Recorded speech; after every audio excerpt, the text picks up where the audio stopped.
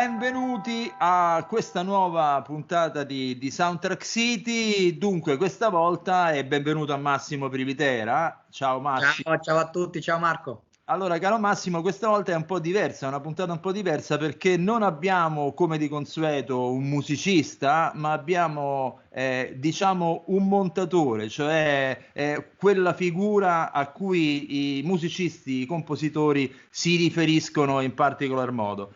È un montatore con cui ho lavorato spesso e posso garantire che ha una sensibilità nei riguardi della musica importante.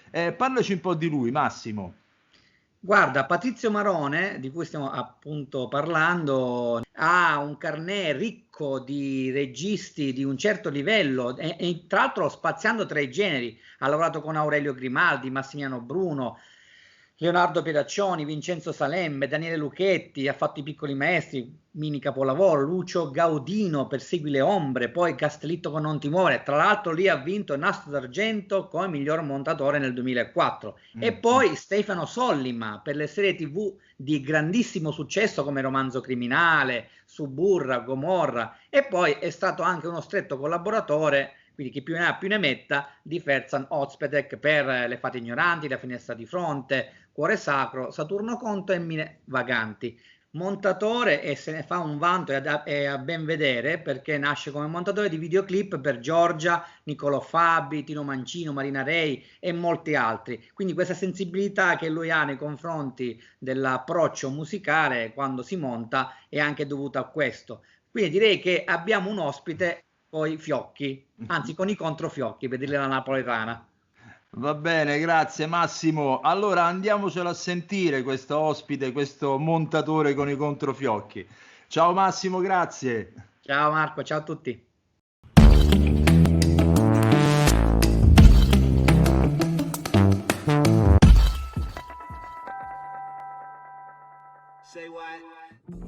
Ciao a tutti ed eccoci di nuovo qui dopo averne parlato ampiamente nell'introduzione. Eccolo lì, Patrizio Marone. Ciao Patrizio. Ciao a tutti.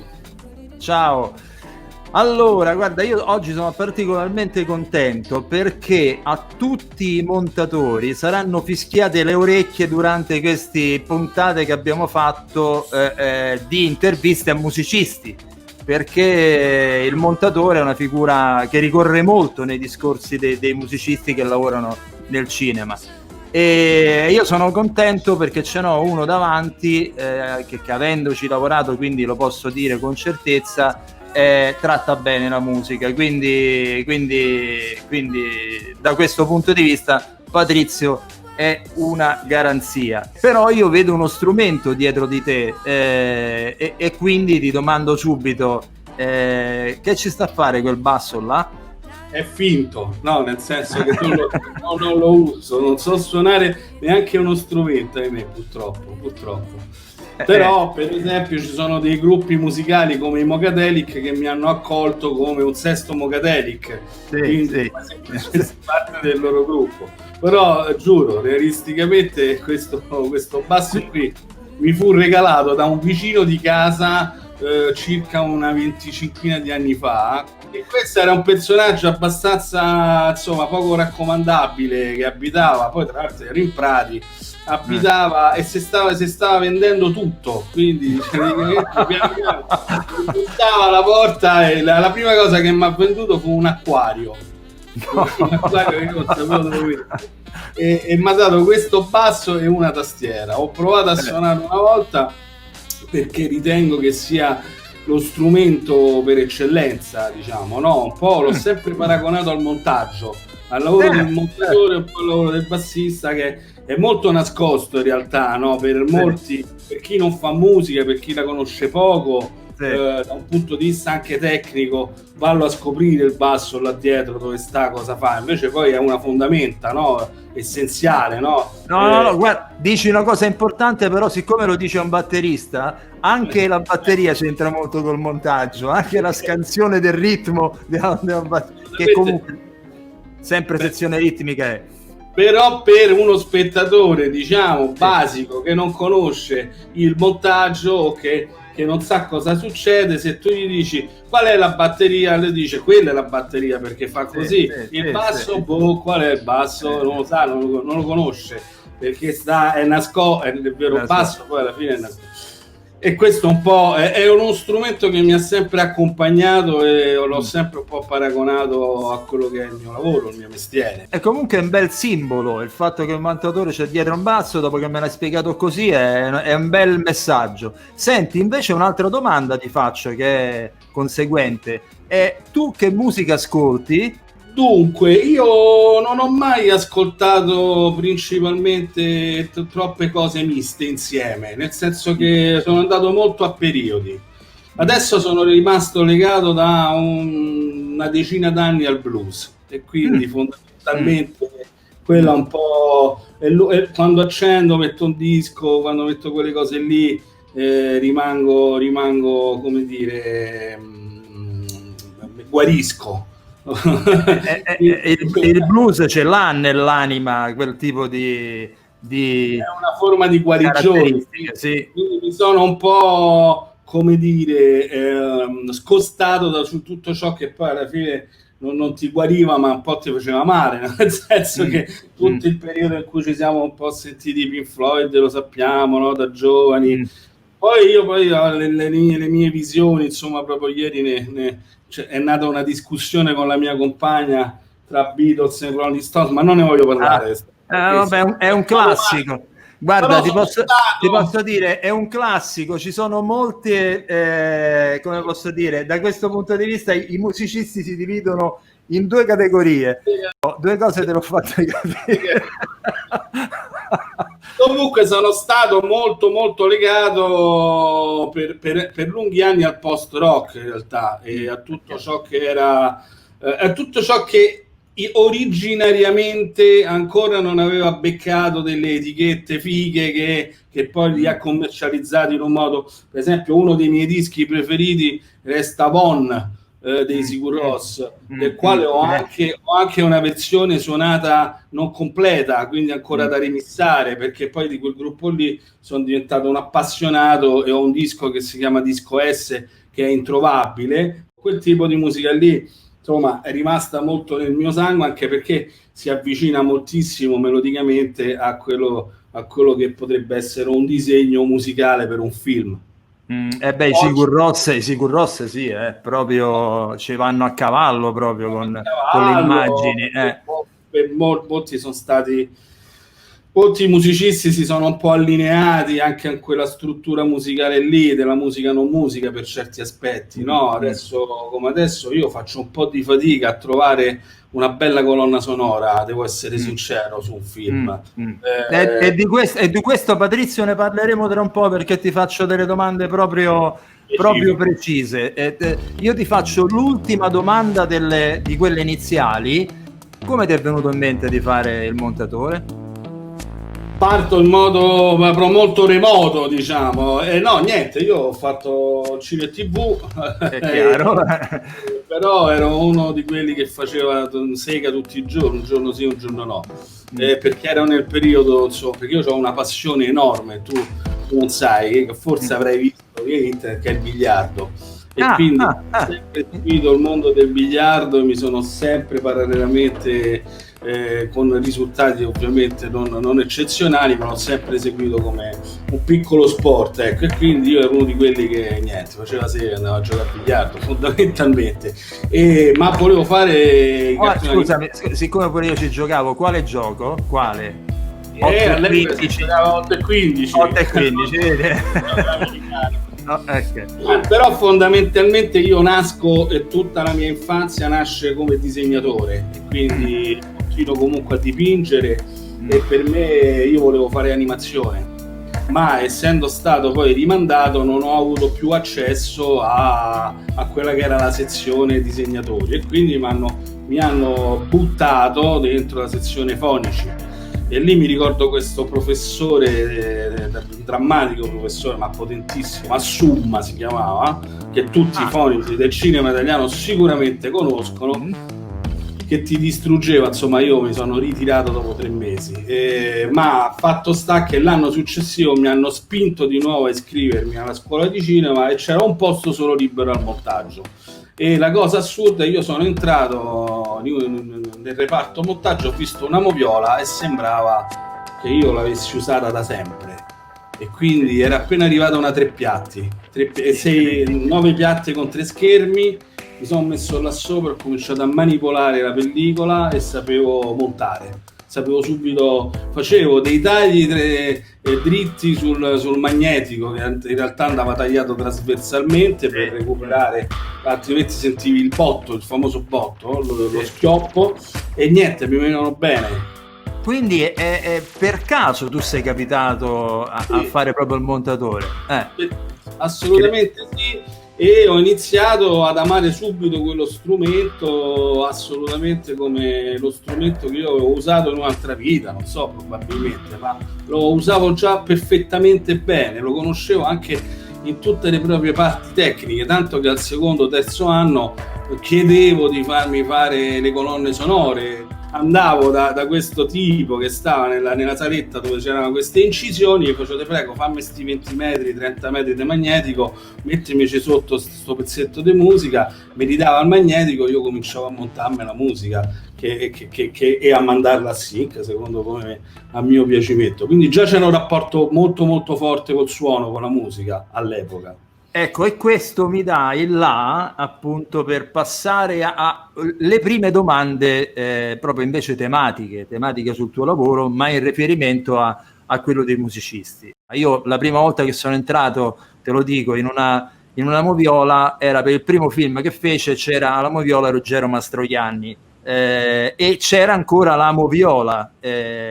Ecco, l'idea che ci siamo fatti un po' tutti quanti è che se c'è una figura che il digitale, l'avvento del digitale ha proprio portato su dal punto di vista dell'importanza del ruolo, è proprio quella vostra del montatore, dei montatori. La prima domanda che ti faccio è: perché secondo te? Allora, quello che tu dici è esatto. Faccio un piccolo passo indietro rispetto alla tua domanda, e cioè l'avvento del digitale ha sì dato la possibilità al mondo del montaggio di esprimersi in un modo forse più veloce, forsennato, no? Però detto questo, ha tolto una cosa importante che prima all'interno di una moviola era fondamentale. A parte una gerarchia che faceva sì che il lavoro, anche se più meccanico, era suddiviso in un modo tale che le decisioni si prendevano anche in modo più lento. Tu prima di tagliare o cucire una cosa dovevi tirare giù il rullo, trovare con il numeretto il pezzetto, cioè dovevi essere veramente sicuro di quello che stavi facendo. Eppure i più grandi film italiani o internazionali sono stati montati in pellicola, erano di montaggio strepitoso, e questo si è un po' perso. Adesso è tutto molto frettoloso, perché tu in un istante puoi provare 10 soluzioni diverse, ma non rifletti mai su quella che poi realmente è la vera soluzione, tanto che poi alla fine molto spesso, specialmente nelle opere prime, si va a snaturare il film, perché a forza di rimetterci le mani questo succede. Detto questo, il rapporto montatore musicista è fondamentale secondo me, perché innanzitutto hai la possibilità di avere, io almeno faccio in questo modo, molto spesso non è stato neanche scelto musicista quando inizia il film.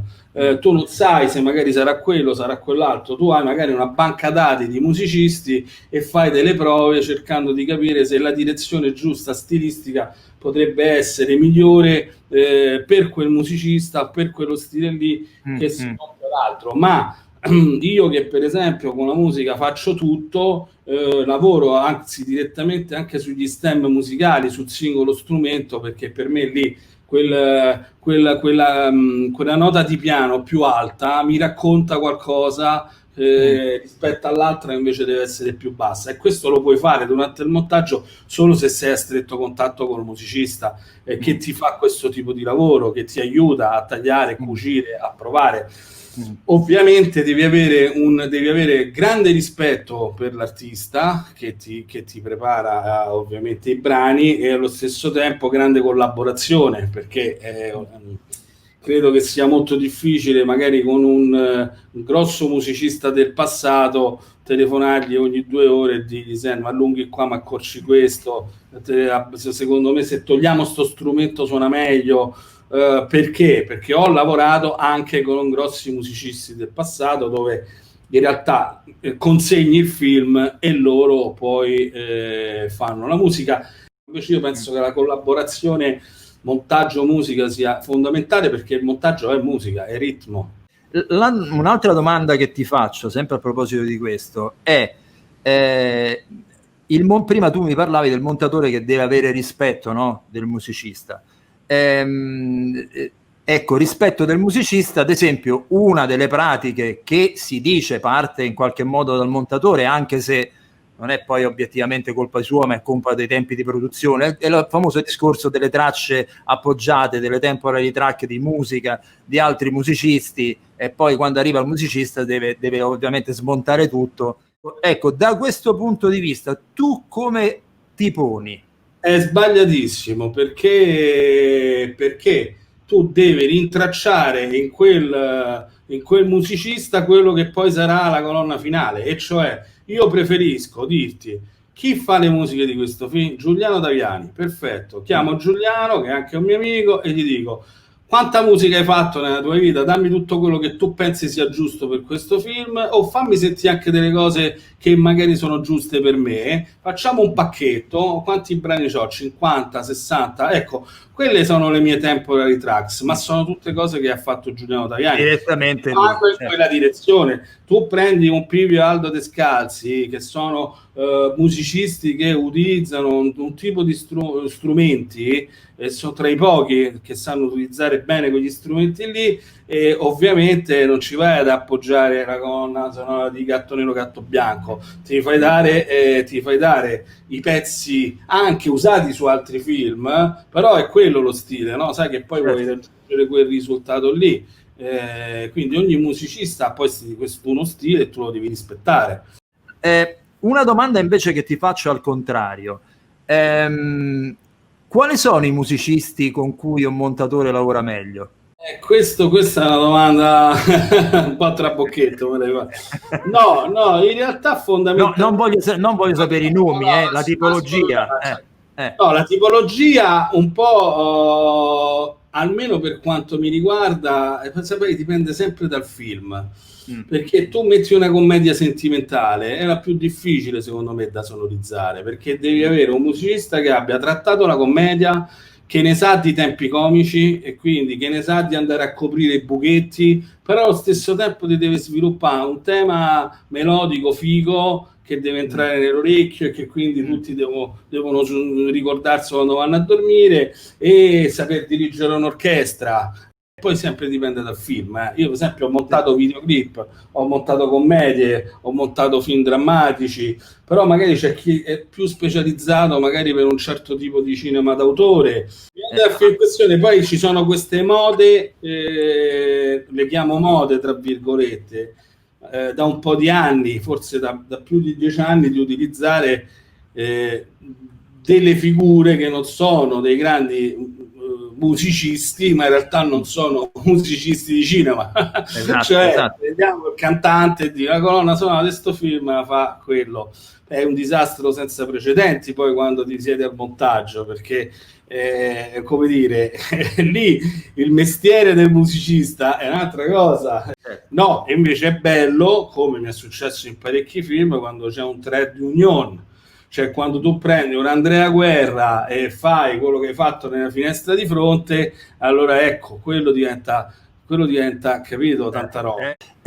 Senti, e infine, per queste domande tematiche, finisco sul regista. Ecco, tu in questo triangolo di ruoli, Che ruolo hai? Ecco, appunto, il montatore, che ruolo ha? Ha un ruolo di, in qualche modo, di trade union tra il mondo del musicista o del regista, o di influenzatore? Come ti vedi te? Allora, è ovvio che tutto parte dalla mente del regista, altrimenti, insomma, però diciamo che i casi sono vari. Io adesso che sto lavorando sul progetto di Suburra e che ho fatto 4 stagioni di Gomorra, ho avuto un po' una supervisione musicale e questo mi ha permesso un po' di avere la gestione proprio della musica, delle colonne, e ovviamente su Gomorra partendo con Solly, ma che ne sa, e quindi sappiamo di cosa stiamo parlando, e abbiamo subito incamerato strutturalmente quello che volevamo fare, e su Suburra anche. Però ovviamente se il regista ha in testa di dover fare quella colonna sonora in quel modo, in un modo che tu da montatore non immagini leggendo la sceneggiatura, tu devi cercare di portare tutta la tua esperienza e il musicista che lui sceglie a dama.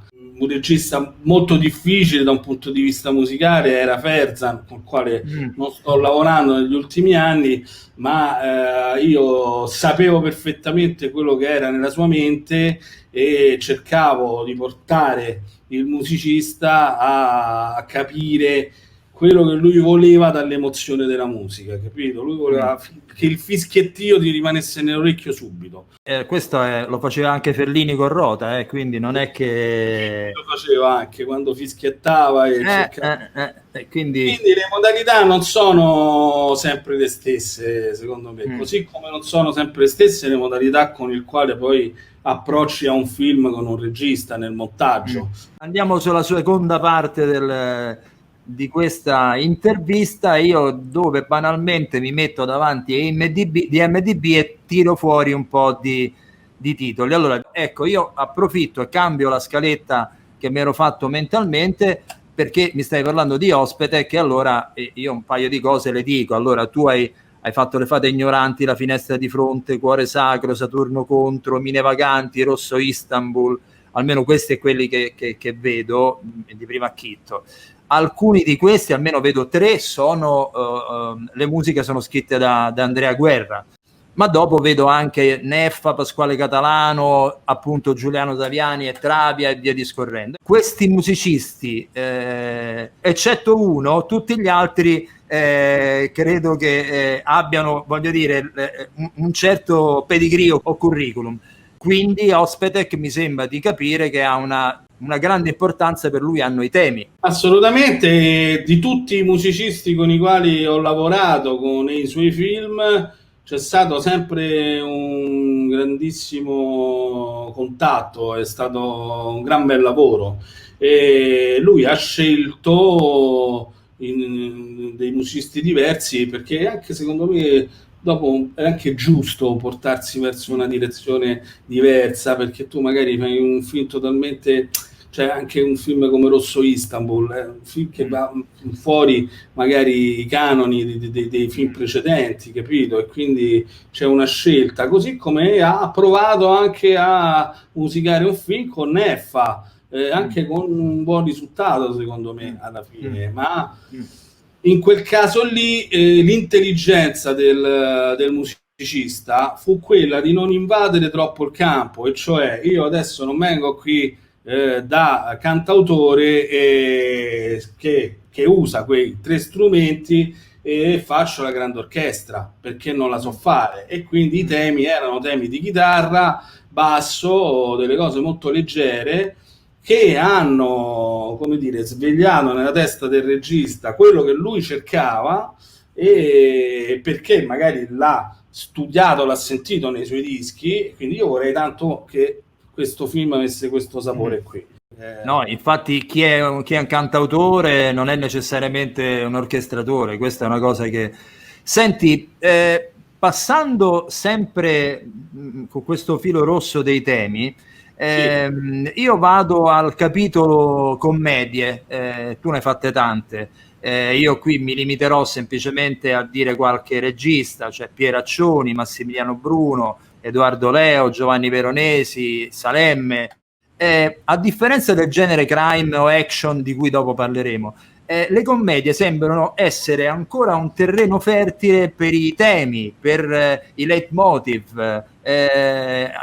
Ne convieni su questo? Sì, assolutamente sì. Penso che nella commedia ci sia un vantaggio da un punto di vista proprio dell'operazione musicale per poter sviluppare meglio magari alcuni temi legati, magari ho detto, poi nella commedia hai bisogno di più cose, no? Cioè hai bisogno di coprire quello spazio, di aiutare l'attore, di tirare su il ritmo a un certo punto, ma hai poi anche bisogno a volte di tensione. Quindi la commedia è la cosa più difficile, poi, ma anche da un punto di vista cinematografico è difficile anche montarla, proprio perché spazia, perché con pochissimo puoi stare dall'altra parte della strada, puoi sparare. Ma quindi tu preferiresti avere più temi o lo stesso tema declinato in varie situazioni? Quindi no, più temi. Il tema portante, diciamo, come succede nella serialità, la linea A è il tema portante, e poi però preferisco avere delle sottotrame, dei sottotemi, anche legati ai personaggi, alle situazioni, alle vicende, capito? La commedia c'ha bisogno di essere impacchettata, capito? Di fare un bel pacchetto, un regalo, no? E lo spettatore quando va al cinema deve sentire, ricordarsi le musiche, gli attori, le situazioni. Deve essere ricca, la commedia deve essere ricca. E adesso io lascerei come una delle ultime domande tutto un settore grandissimo che c'hai, che io ho chiamato Sollima e dintorni, perché proprio ce n'è parecchi di produzioni che hai fatto. Ma ormai sta in America, ce lo siamo esatto. Una cosa che mi dissero i Mocadelic, esattamente Luca Novelli, quando si parlò di Gomorra, era che il successo di quella sigla, che poi in realtà loro mi hanno spiegato che non è una sigla, perché non sta, la percezione di tutti è quella di una sigla, ma in realtà non è una sigla, era dovuta al fatto delle leggi di psicoacustica, e cioè che quel brano lì era sempre infilato come prefinale. Da questo punto di vista, questa sorta di consuetudine aveva creato anche le basi del successo No, io ho pensato che fondamentalmente il mio esperimento era questo. Ho detto che super tema è questo, è fantastico, cioè il più orecchiabile, è quello che mi lega. Quando era il periodo delle prime grandi serie, no? TV, quindi quando c'era quel fruscio sulla sigla di Lost, tu dicevi è Lost, o lo sentivi anche in cucina, sta iniziando quello, il carosello lo senti in cucina, cioè ecco inizia, c'è il TG2, c'è la sigla, quindi riconosce quello, no? Riconosce un inizio, riconosce una fine, e quindi che cosa creo, cosa posso generare nello spettatore? Se hai fatto una grande puntata ti sto dicendo sta per finire, e tu devi fammene vedere un'altra, capito? Per fare questo prendo il tema più bello che loro hanno realizzato e lo brucio perché per certi aspetti non gli do la possibilità di essere sviluppato come un tema che si lega al personaggio di Ciro, di chissà chi, però fortunatamente poi diventa il tema della serie, e quindi comincio ad anticiparlo e a fare delle prove che funzionano, perché ogni volta che entrano quelle 4 note tu dici qui è l'ultima scena, quello o l'ammazzano o non l'ammazzano, quello sopravvive o non sopravvive, comunque hai un preavviso, cioè l'ultimo minuto di scena e poi è finito. Però in realtà poi l'avete fatto rivivere in qualche modo, perché mi dicevi, io non l'ho visto il film, ma sul film dell'Immortale di Marco D'Amore, che cosa vi è venuto in mente di fare? Beh, che facciamo con il film? Il film è una linea della serie, quindi praticamente tu vedi il film che ti darà l'accesso all'ultima stagione che sarà girata, e che in realtà torna indietro di una stagione il film. Quindi che succede? Ma ragazzi, non possiamo rincidere di nuovo da capo 20 pezzi di musica nuova. Lo spettatore comunque, sì, è vero che il film è sganciato, che è uno spin-off, però è Gomorra, cioè Ciro è quello, capito? E che vogliamo fare? Usiamo le stesse musiche della serie, sì, però secondo me sminuisce il prodotto poi per certi aspetti. Prendiamo 20 pezzi, quelli più fighi, 15, e adesso li facciamo tutti con l'orchestra. Con l'orchestra, loro fanno tutto un altro tipo di musica. Sì, dai, li suoniamo con l'orchestra e con strumenti che non abbiamo mai utilizzato, e il risultato è stato fantastico. Quindi è stato anche un buon modo per sperimentare, voglio dire, anche delle soluzioni musicali che se no altrimenti uno non gli sarebbe mai venuto in mente, immagino. Assolutamente sì, anzi io come spin-off lo consiglio proprio di fare un esperimento del genere, capito? Prendi una serie e poi fai uno spin-off e utilizza le stesse musiche, ma fai un'evoluzione. In un contesto diverso. Hai lavorato moltissimo nelle serie, ma hai lavorato moltissimo anche nel cinema, no? Allora, in generale, le serie televisive, come hanno cambiato le regole del gioco per quanto riguarda sia il montaggio che ti riguarda, ma anche le colonne sonore? Perché lo hanno cambiato parecchio il linguaggio. Allora, innanzitutto a un livello molto alto di serialità, la scelta del musicista, della musica, ma anche della colonna sonora in sé, quindi anche di alcuni pezzi musicali di repertorio, vengono molto costruiti prima delle riprese, almeno per quanto mi riguarda. Quindi c'è tutto un lavoro di ricerca per andare in una direzione musicale, perché rientra poi nel linguaggio della serie. E quindi a un certo punto c'è anche, come dire, abbiamo imparato anche a gestirle, nel senso che magari hai un tema che segue tutta la linea verticale, oppure adesso in questo caso nell'ultima stagione di Suburra, essendo l'ultima, abbiamo deciso di fare 6 canzoni diverse per le 6 puntate. E quindi abbiamo cambiato un po' le regole del gioco, ma questa è una cosa che abbiamo stabilito in partenza e ci abbiamo lavorato sopra, perché alcuni teaser proprio delle puntate stesse sono stati costruiti sulla canzone, quindi le parole vanno a ricalcare quello che succede all'interno del teaser. Quindi è diventata nella serialità una parte integrante proprio, quasi come dire, quasi come la scrittura. Come tu dicevi prima, ci sono dei musicisti che hanno una carriera discografica come cantautori che non necessariamente possiedono i mezzi per poter fare il mestiere del musicista di cinema. Io ti domando, il musicista di cinema può fare tranquillamente quello di serie televisiva? Guarda, io ti posso dire anche che il cantautore può fare il musicista di cinema, perché sai che il talento, io sono uno che un po' la mette, sono un po' all'antica. Per me più che è un mestiere, quindi il mestiere ha bisogno comunque di un'esperienza, e non è facile quando tu poi ti metti seduto davanti a un dialogo musicare, perché poi alla fine devi lavorare sulle pause, perché tu pensi alla tua melodia, quella che c'è tu in testa, ma in realtà poi dopo, se tu mi metti la musica sul dialogo sbagliata, io poi te la tolgo, perché per me governa il dialogo, quindi non c'è armonia. Però ovviamente ci sono anche dei cantautori che hanno del talento e arrivano prima a poter tecnicamente gestire una cosa del genere, e così viceversa. Però non ho conosciuto ad oggi musicisti di cinema che sono diventati cantautori, devo essere sincero. È difficile. Posso dirti di persone che possono fare entrambe le cose, ti dico un nome, ma che non ha fatto colonne sonore, però che è uno che in futuro vorrei provare, perché può essere una cosa, che è Riccardo Sinigaglia. In un futuro mi piacerebbe fare un lavoro con lui. Ci servirebbe forse l'occasione giusta, il film giusto magari per certo, tutto questo. Certo.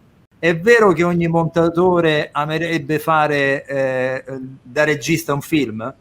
Beh, probabilmente sì, forse tutti vorrebbero fare un film, sì. Io sinceramente preferirei scriverlo, però il set non fa per me, io sono stato sul set, non fa per me. Io ho bisogno di avere tempo per ragionare, per fare delle prove, lavorare anche la notte, tutta una notte su una sequenza, lì sei veramente costretto a prendere delle decisioni istantanee e devi governare della gente, delle persone, oltre a dover fare un lavoro artistico, quindi devi avere un bel manico, non fa per me, devo essere sincero, non fa per me.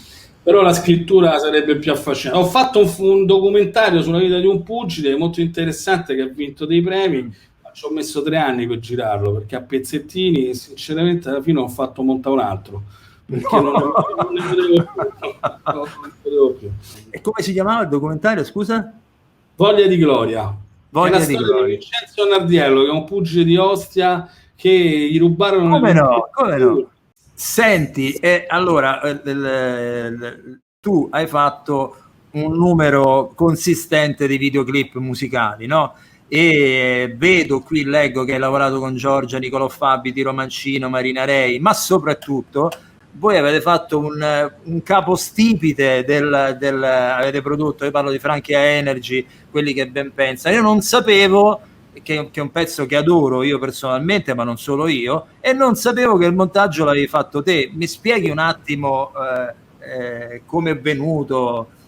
Guarda, è successo veramente molti anni fa, lo montammo in una struttura che stava a via Ostiense, loro girarono, arrivavano con questo materiale di notte, di sera, lo montammo di notte, eravamo proprio in uno sgabuzzino, io, Franchi, e la cosa figa, sai qual è? È che non riuscirono a terminare quel video lì. Infatti c'è un grande segreto di quel video, te lo racconto.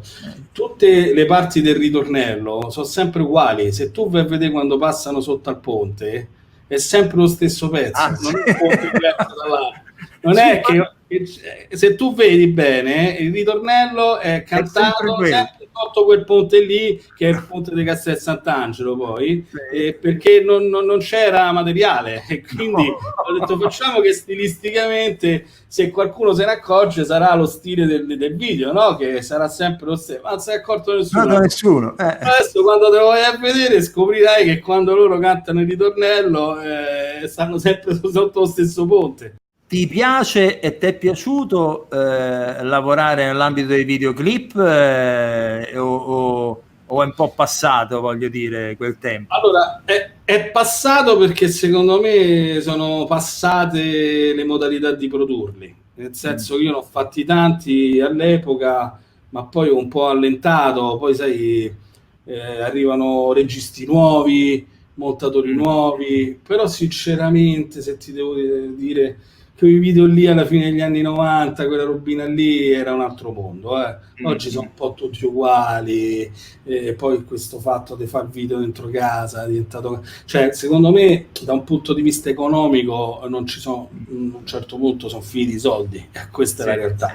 C'è stato un periodo di grande fermento musicale e videoclip. Adesso infatti è finito negli anni 90 quel periodo lì, l'industria discografica è crollata e quindi budget per i videoclip di un certo livello evidentemente non ci stanno. Di tutti i film che hai fatto tu hai montato molte canzoni, appunto. Mi dici la movie song che tu hai montato di cui sei particolarmente fiero? Sono più legato a un avvenimento che è su Non ti muovere, perché noi avevamo gestito questo film in questo modo, avevamo preso un pezzo di Vasco ed era fantastico, poi a un certo punto mi ricordo questa scena bellissima che Vasco ci manda una musicassetta. Eravamo in questa roulotte con Sergio Castellitto e il suo aiuto regista, e a un certo punto con grandi difficoltà riusciamo a trovare un registratore che leggeva praticamente la musicassetta. Sentiamo sto pezzo e era Un senso, che poi è diventato la colonna sonora del film totale, ed è diventato uno dei pezzi storici di Vasco Rossi. Quindi va proprio convinto alla prima, va convinto alla prima, e tra l'altro devo dire che forse da qualche parte ho ancora una versione con il vecchio pezzo di Vasco Rossi suonato, come dire, a tastiera per tutto il film, una cosa che non si è mai saputa è dove è andata a finire quella musicassetta. È scomparsa? È scomparsa, nessuno ce l'ha. E quello è un cimelio, ragazzi. Quella cassetta starà ancora dentro quell'impianto dove vabbè. Senti, carissimo Patrizio, è stato un piacere, anche perché ci hai dato la possibilità di vedere questo mondo da un'altra angolazione, voglio dire, che è un mondo che sempre, come al solito, le regole sono molto difficili da capire, probabilmente non esistono, però ti ringrazio tanto. Io spero di rivederti prima o poi al lavoro, perché io con te è parecchio che non ci lavoro, e mi auguro di rifarlo, perché è sempre un grandissimo piacere, guarda. Quindi io mi sono sempre solo divertito con un professionista come te, veramente. Grazie, ma io non ti ho fatto, però scusa, un'ultima domanda: che stai facendo adesso te, per quello che puoi dire? Sto terminando la terza stagione di Suburra. Vabbè, basta e avanza, direi.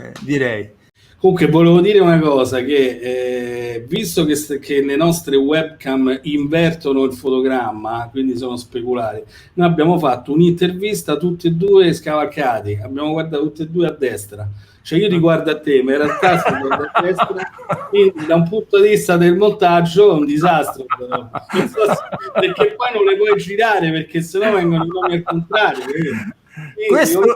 Ognuno stava a guardare il gatto che camminava sul cornicione. Allora, io questa la lascio, Patrizio, e questo è quello che succede se uno intervista un montatore. Figurati se uno intervista un regista, quello che succederà. Patrizio, grazie tantissimo. Ciao e il meglio ti auguro. Ciao bello. Grazie a voi. Ciao. Ciao.